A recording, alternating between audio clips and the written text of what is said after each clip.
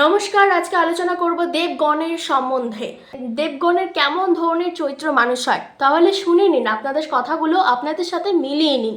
প্রথমত, দেবগণরা খুব নরম স্বভাবের হবে। তারা তারা খুব স্থির স্বভাবের হবে। তারা কিন্তু দেখবেন, তারা 8টার দিক থেকে এবং ঠাকুর পূজা করার থেকে তারা খুব ভালোবাসবে। কাউকে সাহায্য করতে তারা খুবই পছন্দ করবে। তারা কিন্তু গরিব মানুষ বা যারা খুব অসহায় মানুষকে তাদের পাশে তারা এগিয়ে যাবে। দ্বিতীয় কথা হচ্ছে, তারা কিন্তু ঝগড়াঝাটির দিক থেকে তারা খুব এড়িয়ে চলে। তারা না ঝগড়াঝাটি করতে না একদম পছন্দ করে না। আর তাদের মনের মধ্যে কিন্তু কোনো প্যাচ গ্যাচ থাকে না। তাদের মনটা না খুবই স্মুথ হয়। ঠিক আছে, কাদের সাথে আপনারা যদি দেবগণ হয়ে থাকেন তাহলে আমাকে অবশ্যই কমেন্টে জানাবেন। আর কাদের সাথে কথাগুলো মিলে গেল আমাকে অবশ্যই কমেন্ট করতে কিন্তু ভুলবেন না। কমেন্টের মাধ্যমে লিখবেন ওম নমঃ শিবায় ওম। আর সবাই ভালো থাকবেন, সুস্থ থাকবেন। আসছি নেক্সট একটা ভিডিওতে।